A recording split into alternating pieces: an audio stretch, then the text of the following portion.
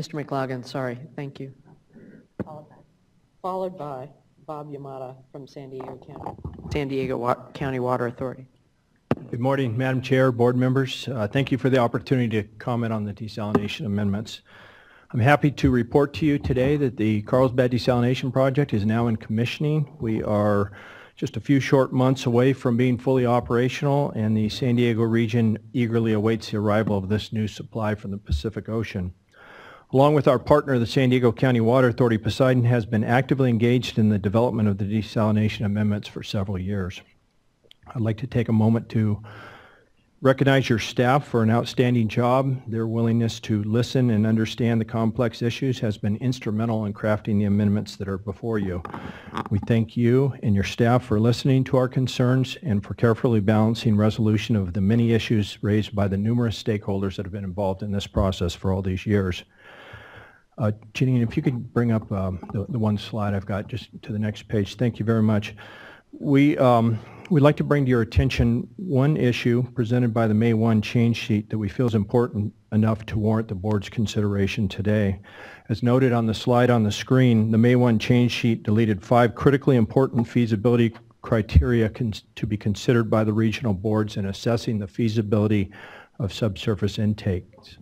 These criteria include ensuring protection of freshwater aquifers, enhancing local water supply, addressing the needs of existing water users, consideration of desalinated water conveyance requirements, and evaluation of the opportunities for use of existing infrastructure. As staff has noted, these criteria were deleted because they are not related to minimizing intake and mortality of all forms of marine life, and they would be reviewed by the CEQA lead agency. Both points are correct. Minimizing the intake and mortality of marine life, however, is just one of 3 important criteria and goals that have been set out for the amendments to accomplish. The other 2 goals that are equally important are to support the use of ocean water as a reliable supplement to traditional water supplies and provide guidance and direction to the regional boards and other agencies in regulating such facilities. The 5 feasibility criteria that were removed from the current draft offer critical guidance to the regional board in satisfying these 2 goals. And further, the regional board will be making a de novo review of these requirements after the CEQA lead agency has completed its work. So for them not to consider these criteria would leave them without a complete record. If the desalination amendments are to achieve these goals, it's vitally important that the regional boards be required to analyze all of the interrelated issues when addressing the feasibility of desalination intake technology, including the criteria that were removed from the May 1 change sheet. Poseidon supports the desalination amendments as revised by the change sheets, and we respectfully request that the state board reinsert these 5 criteria. With that, Madam Chair, board members, I wish to thank you and your staff for your commitment to develop a desalination amendment that will be fully protective of California's ocean resources while enabling beneficial use of these resources to provide a vital new water supply for California's residents and businesses. Thank you very much. I just have a quick question. Help me understand this again, why we've taken everything out. I mean, I'm not saying, I get the legal argument that having gone through CEQA at the local level a million times, that there's a requirement to review all of these things, but I just don't quite understand why it hurts to list them. Yeah, I don't know that I would say that it hurts to list them. I would say more that in this context, which includes more than the paragraph that's on the screen, it's introduced at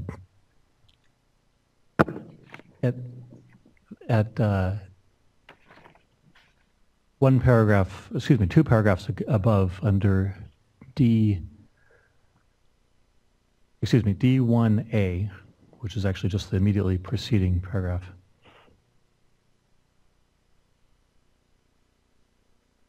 Which tries to make it clear that these, oh sure. I'll look at the whole thing rather than the change sheet. On the May 5th version, it would be page 6. The change sheet is the May 5th version, so if you go to page 6. That's May 6th. Oh, it was May. This is the May 5th version for May 6th. Okay. So which page?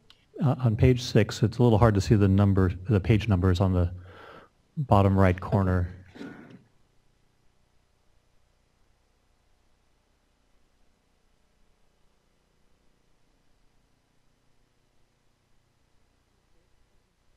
So the point I'm trying to make is just that under D1A on page 6, it explains that the factors that we're talking about here are to be considered in a, quote, comparative analysis of the factors listed below for surface and subsurface intakes. And so the idea here is, although these factors may be completely relevant, they may not be, they generally will not be relevant to any particular site, whether surface versus subsurface is appropriate or feasible. And just as an example, local water supply and existing water users, in our view, those factors are going to be the same for surface versus subsurface. They don't really relate to whether surface or subsurface is feasible for any given site. And again, though, however, if to the extent that somehow one of these factors actually is relevant, the last sentence in the paragraph on page 7 does say that the regional board may evaluate other site and facility specific factors. So this is not intended to be a exclusive list of things that the regional board is supposed to evaluate. I will say one other thing, which is that it may appear that impact on freshwater aquifers may well be something that could be it could be evaluated differently depending on whether it's surface or subsurface intakes. Our view was, and maybe Mr. Bishop would like to discuss a little bit more, that particular factor is already subsumed within a factor that we're proposing stay here, which is the hydrogeology. Our view was that freshwater aquifers are certainly part of the hydrogeology, and so that is something that we would propose remain in this list of comparative factors. And then number 2 also allows the little I, allows the regional water board to look at alternative designs. Capacities, which Yeah. That's deals for with quantity. That's right. So the second paragraph on page 7, or the first full paragraph on page 7, which is 2 little I, if that's the right way to describe it, is focused more on alternative intake capacities. So as you said, if a subsurface intake is feasible at is not feasible for the full capacity of the project, then this does direct the regional board to look at alternative intake capacities, at least a reasonable range of alternative intake capacities. And with the existing text, it already provided that the regional board may conclude that it's feasible to have some mix of surface and subsurface intakes. All right. Well, I'm sure we'll hear from people all around the circle on this one, but I just wanted to really understand what you had in mind here. Okay. So I know I already asked this question, but let's go to the greenhouse gas emissions issue. So if if a project proponent is proposing subsurface and they can't get past the infeasibility issue of open water, then how are they to bring in the analysis on greenhouse gas emissions? Because they wouldn't be able to move forward anyway if that's what they're proposing on subsurface. I think I understand the question, which, if I can restate it, is if subsurface intakes are determined, say, by the CEQA lead agency to be infeasible due to some other impact like greenhouse gases, Mm-hmm. How does that factor into the regional board's consideration of these factors? Is that a fair way to state the question? Right, because if they can only look at these other factors, and it's determined that subsurface, couldn't go forward. I'm looking at, going through a maze, So what options would they have if they can't get past sub-I?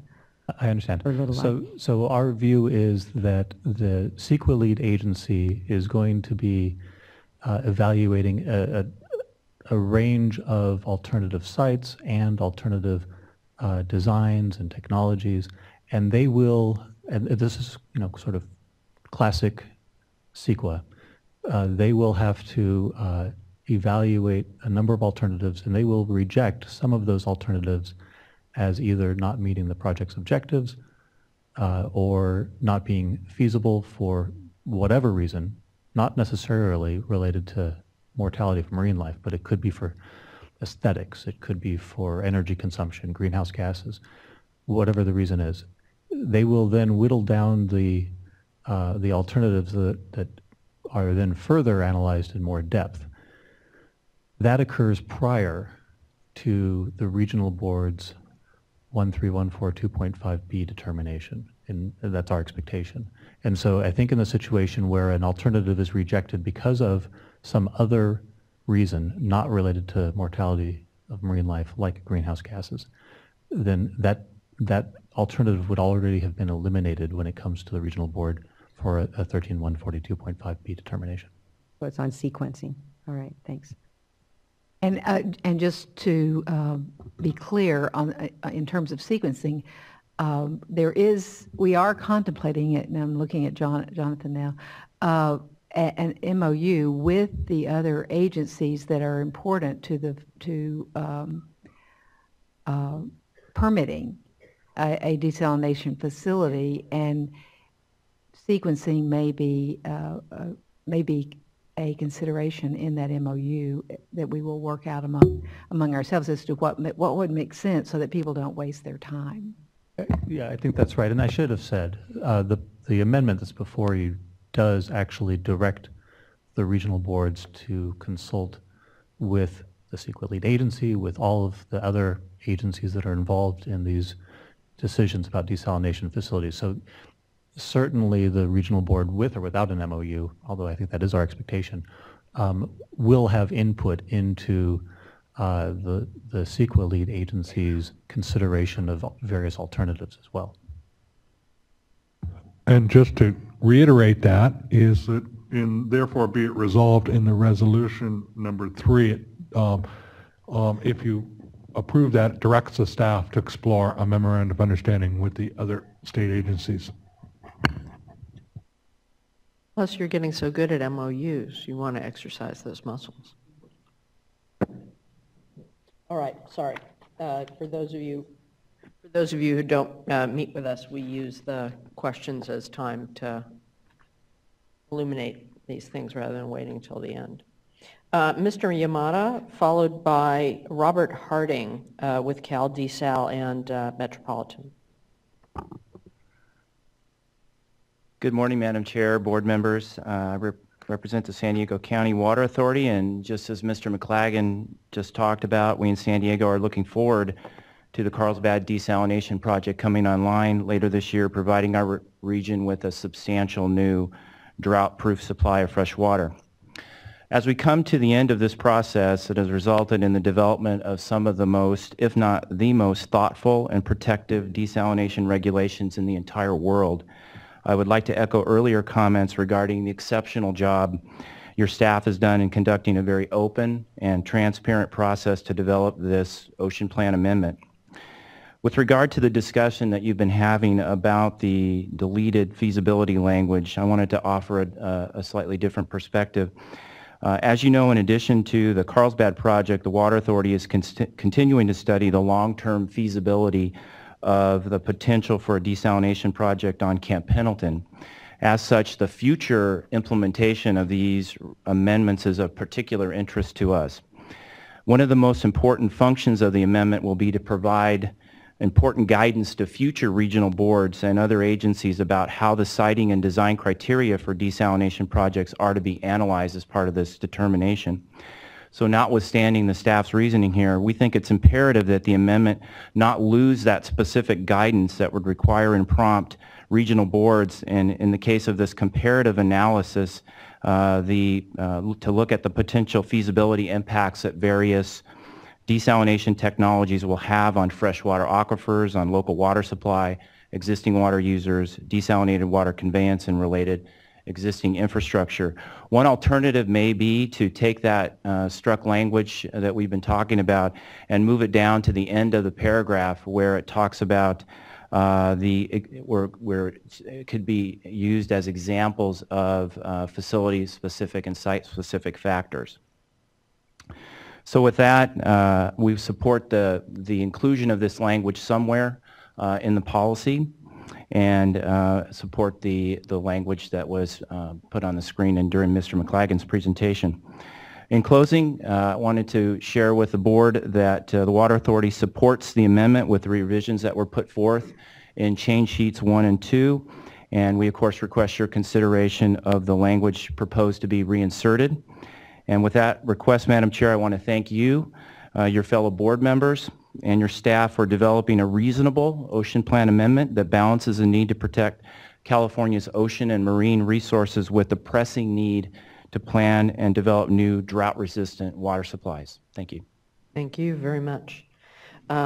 Next is Robert Harding, followed by Ron Davis from CalDSal. Thank you, Madam Chair.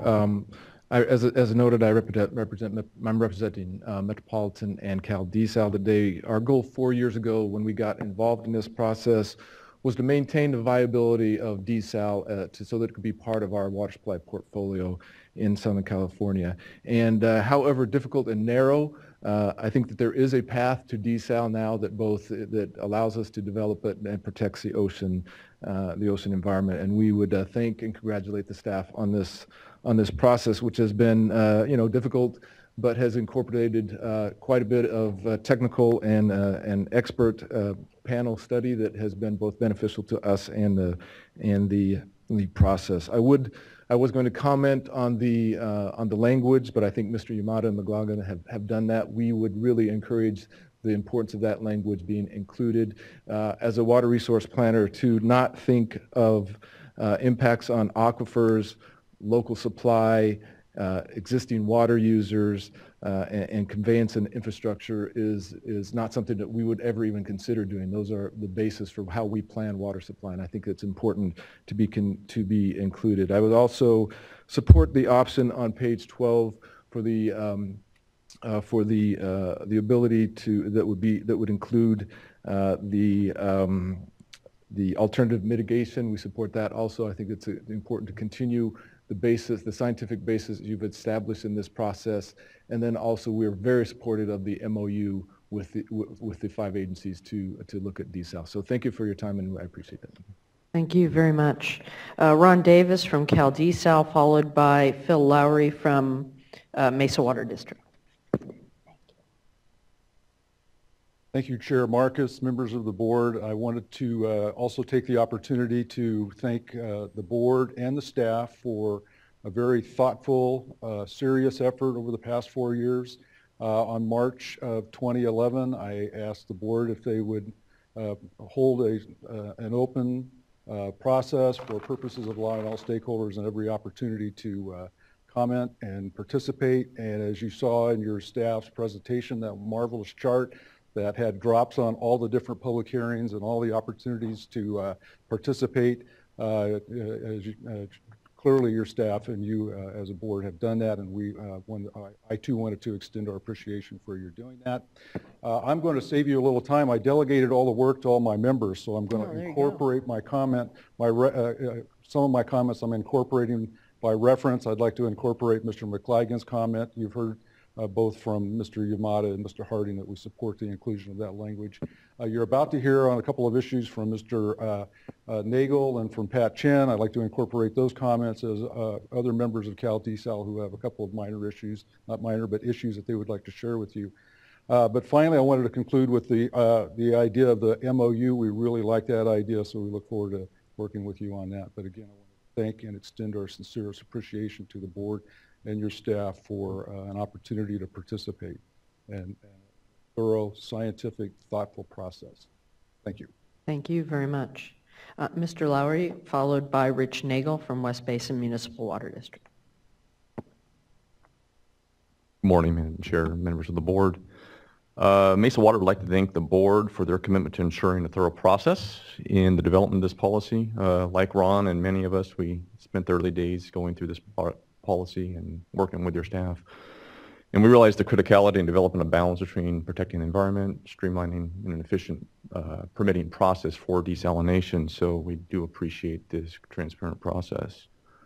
As the state grapples with one of the largest droughts in history, development of new water supplies is paramount, which includes desalination. Desal provides a safe and reliable water supply, is independent of limited state water project supplies, and reduces the burden on overdrafted groundwater basins, which is critical. We appreciate the consideration and inclusion of some of our prior comments on draft policies, or the policy drafts that were previously developed. There are some areas that we would still like to highlight for inclusion and for the board's consideration. The amendment should consider both surface and subsurface intakes equally. Desalination projects should be evaluated, on a case-by-case basis.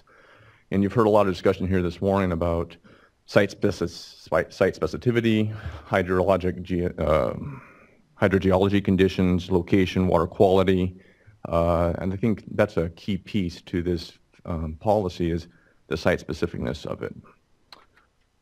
The economic analysis in Appendix G seems to not give credence to the economic impacts on subsurface intakes. The concept that elevated subsurface capital costs will be offset through reduced O&M cost seems to be unsupported.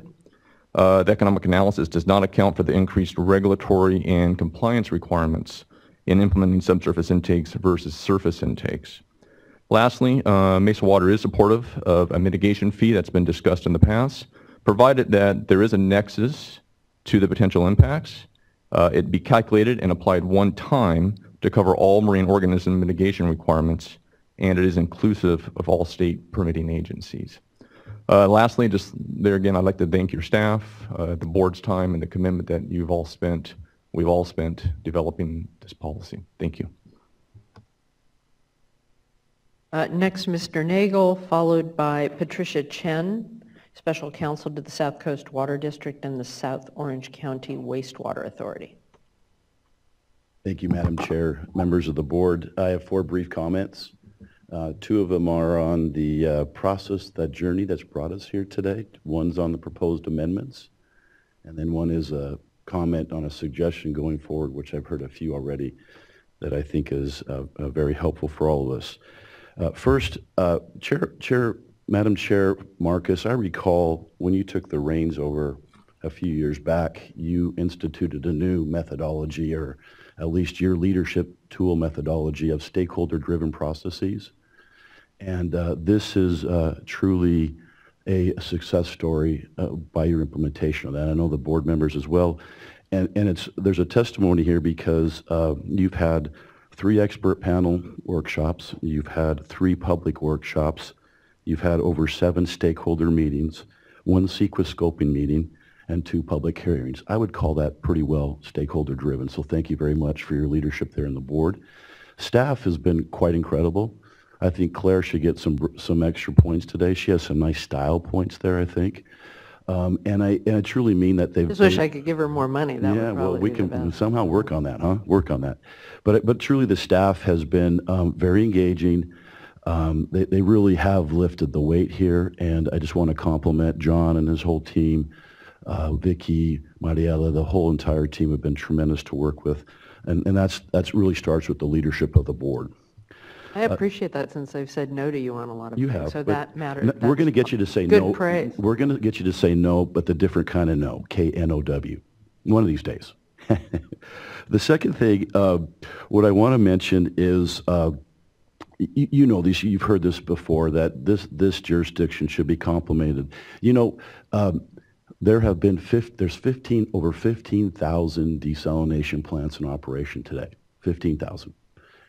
And this is the first jurisdiction in the world, this is factual, you're the first jurisdiction in the world to quantify, qualify, regulate, and mitigate in a formal way for environmental mitigation for ocean desal. It has never been done, ever before.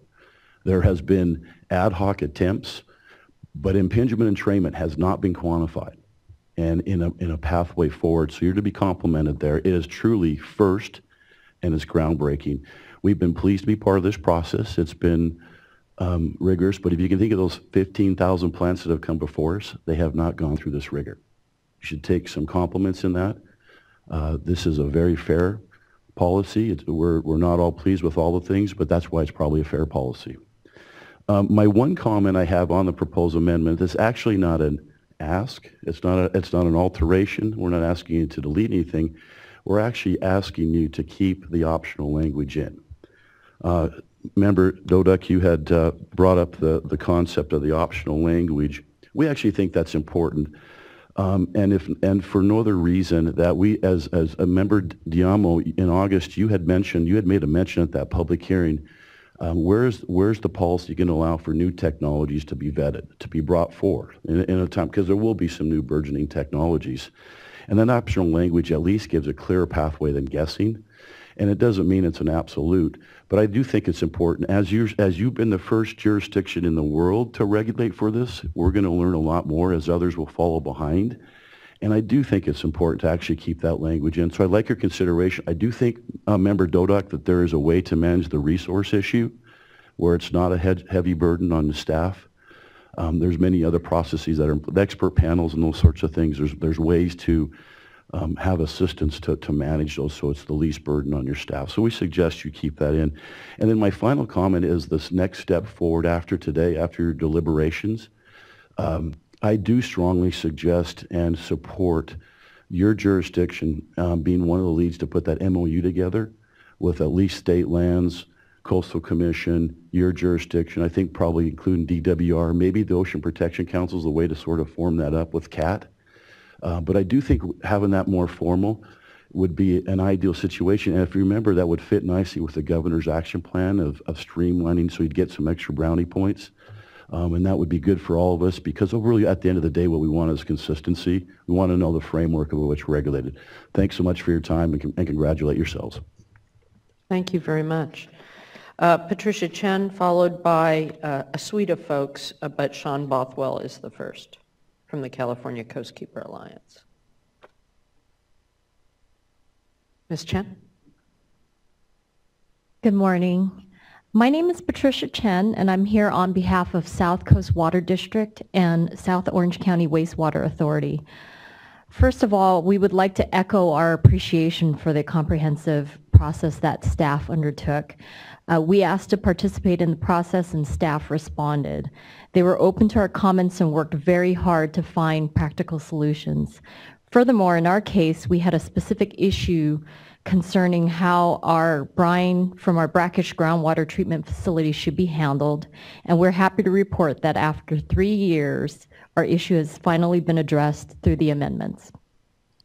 As you may know by now, the district has 2 desal projects. It is the owner and operator of a brackish groundwater recovery facility, which by the end of the year will have the capacity to produce approximately 15% of the district's supply of potable water. The district is also a participating agency of the Doheny Ocean Desal project, which is currently underway in Dana Point. When completed in approximately 2021 with subsurface intakes, this project is projected to produce approximately 5 million gallons of potable water per day. The district has expended a significant amount of resources developing these projects because of the district's belief in the importance of having reliable local sources of water in light of the water shortage in the Delta and in the event of any catastrophe which may interrupt our supply of imported water. Indeed, we are currently facing the most severe drought in California on record and an unprecedented potential shortage of water. While conservation efforts are important and necessary, they are not enough to offset the demand for water in our growing region. As such, Governor Jerry Brown has recognized the importance of other local sources of potable water, including brackish groundwater and ocean desal in the state's water action plan. We believe that the desal amendments will give local agencies necessary flexibility in developing such projects. However, we would reiterate the need for coordinated permitting among the various agencies. For example, mitigation approved by the regional board must be sufficient to satisfy all agencies in the permitting process. We are encouraged by the MOU mentioned in item 3 of the draft resolution and hope that it will come to fruition. Furthermore, as we have previously indicated, we strongly believe that brine discharge should be allowed to be commingled with treated wastewater so long as there is no significant impact on water quality or beneficial uses at the outfall. Some of the commentators have indicated that commingling brine with wastewater may compromise or reduce recycled water projects. We do not believe that this would be the case. SWRCB's member agencies are already working to maximize recycled water for landscape irrigation, indirect and direct potable use, and groundwater recharge. In fact, the district spent $2.8 million last year to put in a filtration system using RO to improve the quality of its recycled water.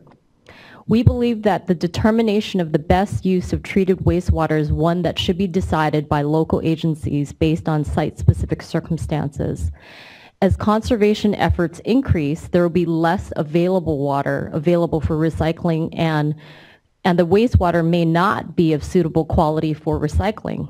In such case, brine dilution may well be the best use for the wastewater. We are grateful that the final draft of the amendments recognizes the need for flexibility and encourages the commingling of brine with treated wastewater. I'd encourage you to wrap up because you're way over time. Oh, I'm sorry. Okay. We also appreciate staff's effort in addressing our concern about the amendments inadvertently applying to wastewater facilities that process brine from facilities other than seawater desal. Given your final changes, we now understand that the amendments and the receiving water limits and monitoring and reporting requirements apply only to wastewater facilities processing brine from desal facilities using seawater. And we thank you for that clarification in your response to our comments. Thank you so much. Thank you. Glad we were able to work it through. Sean Bothwell, followed by Jen Eckerly from the Natural Resources Defense Council. Good morning, Chair Marcus, board members. My name is Sean Bothwell. I'm the staff attorney for the California Coastkeeper Alliance, and we represent 12 California waterkeepers statewide.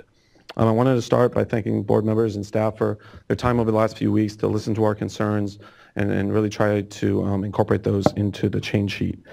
We appreciate several of the changes made to the change sheet, but unfortunately, they don't go enough to address our full concerns.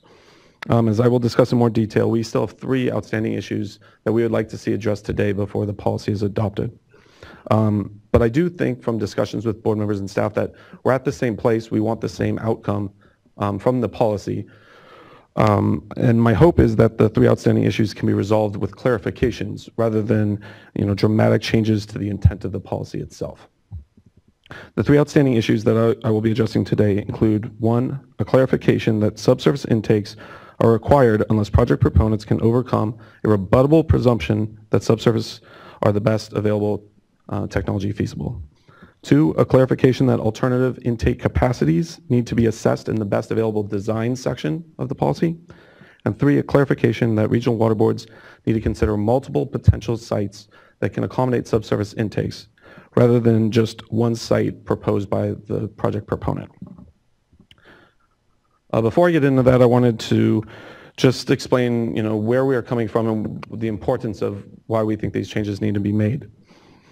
I'm sure we're all tired of having 1314 2.5 be recited to us.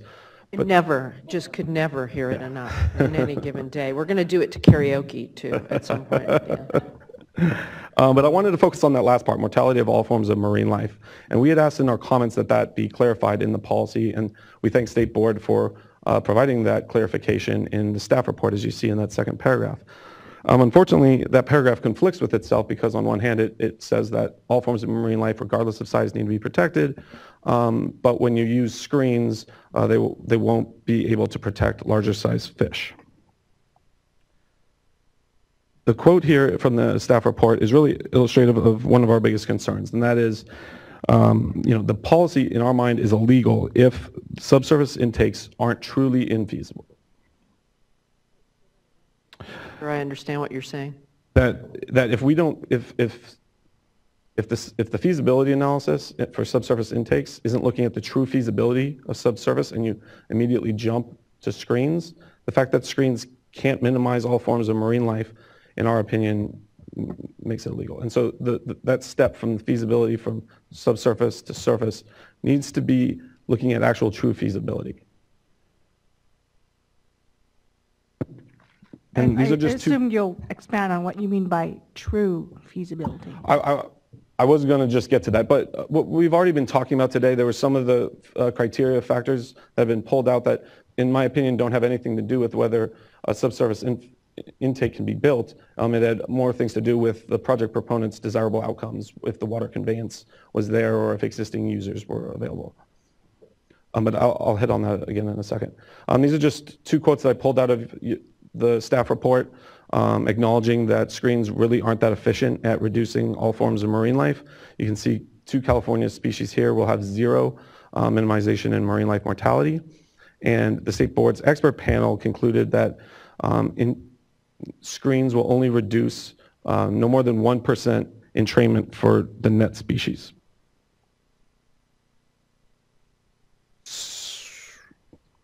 So in our comments and to staff, we had requested that if the CEQA definition was going to be used, that CEQA guidance be used to provide guidance on how that definition is interpreted. And we requested that in the best available technology section that factors be removed because they had nothing to do with technical feasibility.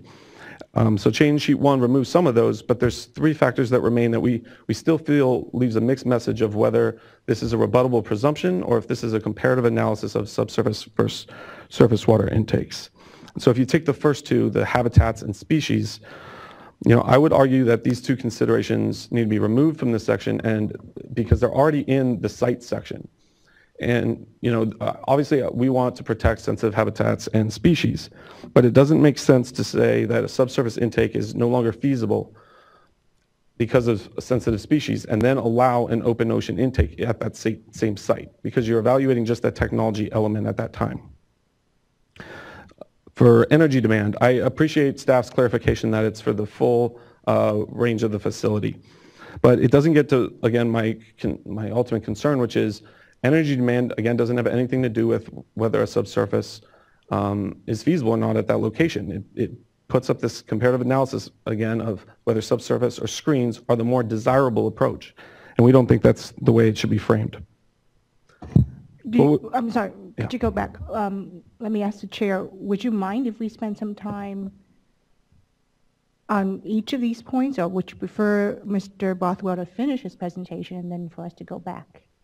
I'm fine with whatever works for you. I mean, it's just trying to eliminate all the issues for us. So if now works, now works. So if we could then, let me ask staff, since you did not remove these 3 factors, what was your thinking?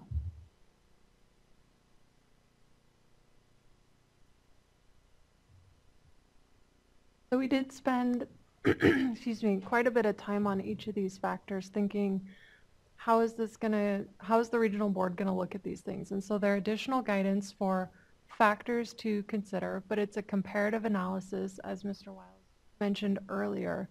So you would want to look at this for both surface and subsurface intakes. So it's not necessarily, as Mr. Bothwell has said, where you might have sensitive habitats there which would make a subsurface intake technically infeasible, and then you would have a surface intake. That's not what this is. This is saying, look and see if there's sensitive habitats, look and see if there's sensitive species, and even though something might be technically feasible to put a subsurface intake there or an intake there, these factors may make it so you wouldn't want to. You might want to consider a different site.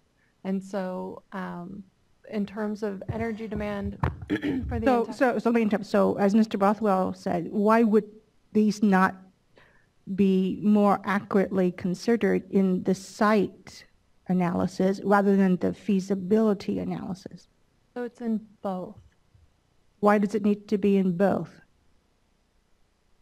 So I can give you an example of what we were thinking and why we were thinking it. You might have a, because subsurface intakes are not only slant wells, they can be infiltration galleries. You might have a sensitive species that it would be technically feasible to put in a gallery at that location, which means that you essentially remove all the sediment and replace it with a subsurface gallery and put new highly permeable sediment on top of it, sand on top of it.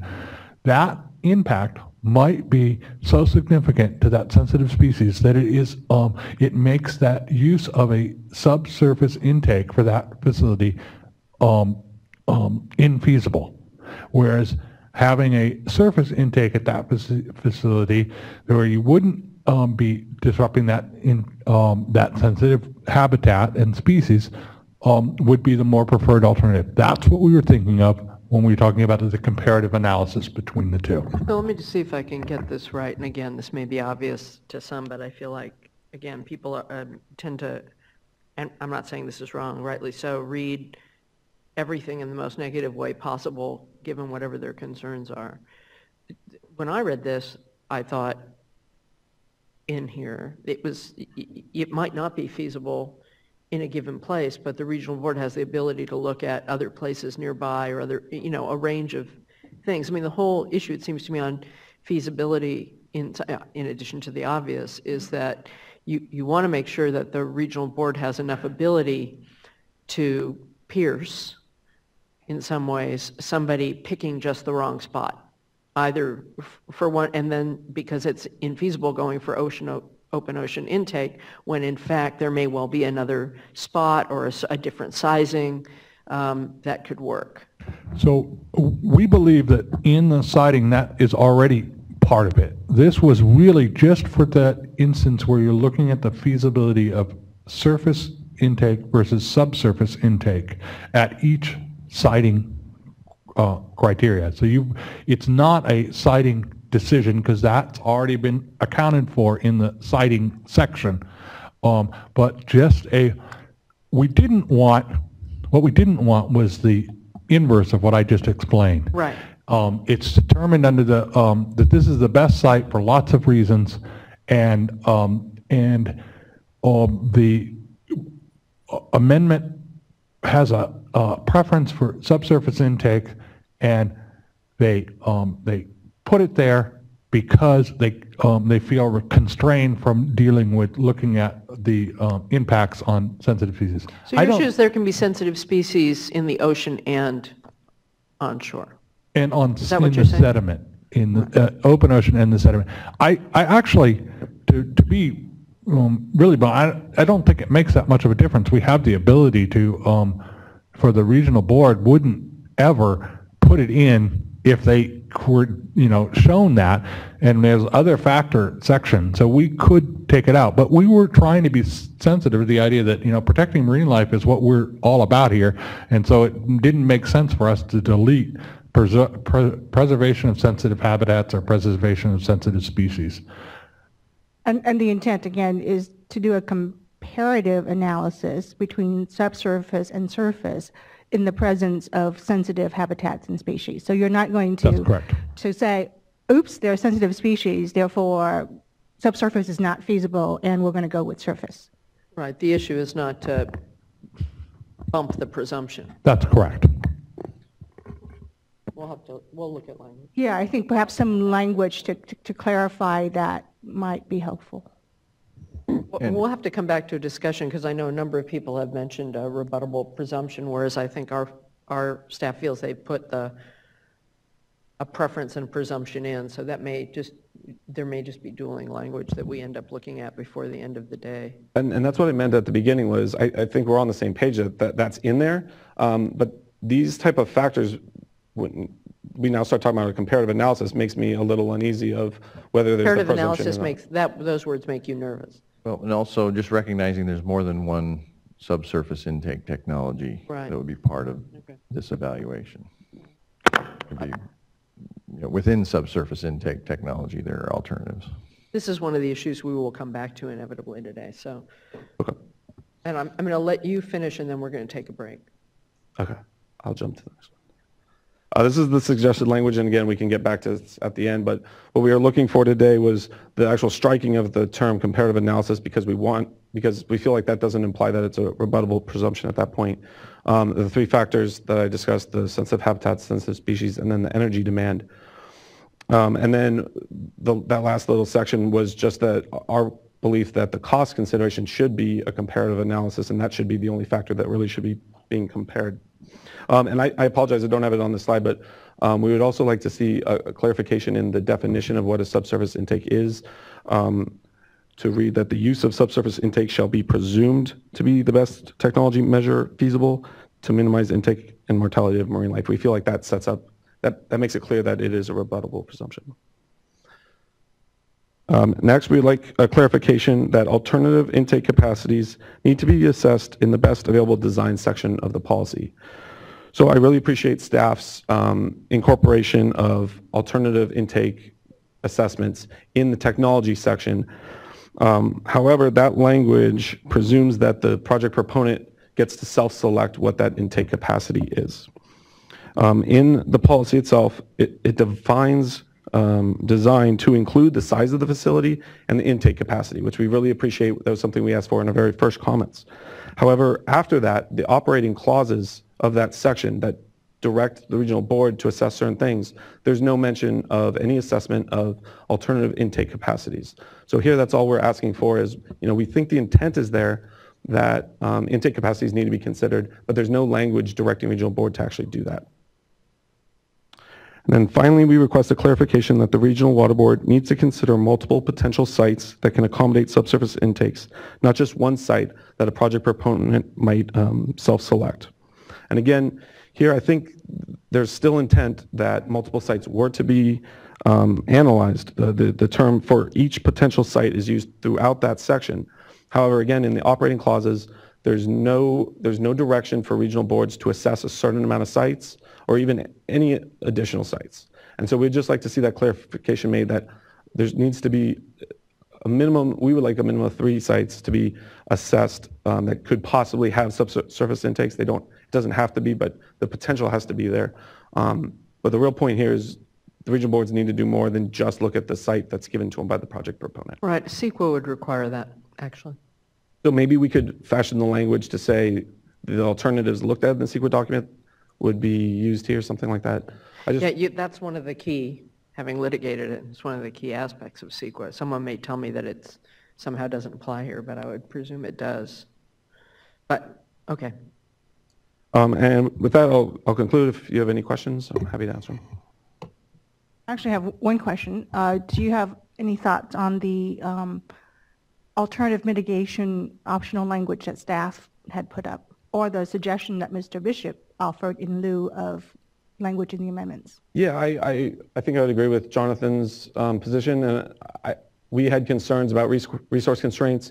It's already been talked about how much we put into the mitigation fee already. I mean, that was a large part of what the expert panels were about for several years. And during all the hearings, that was a major part of what we discussed. To go through that again on a case-by-case basis seems pretty untenable. And yeah, giving maybe staff that option if they find it necessary, as Jonathan said, basin plans get amended all the time and they can bring it back on staff's direction, but I don't feel comfortable having the project proponent say, I have this mitigation, new calculation, like let's do all these studies again, because that could constantly be happening. Thank you. I had a request for a break at 11, so we'll take I suggest a 15-minute break, and we will start promptly, and if you need to get a snack or something, please do, because lunch may be late.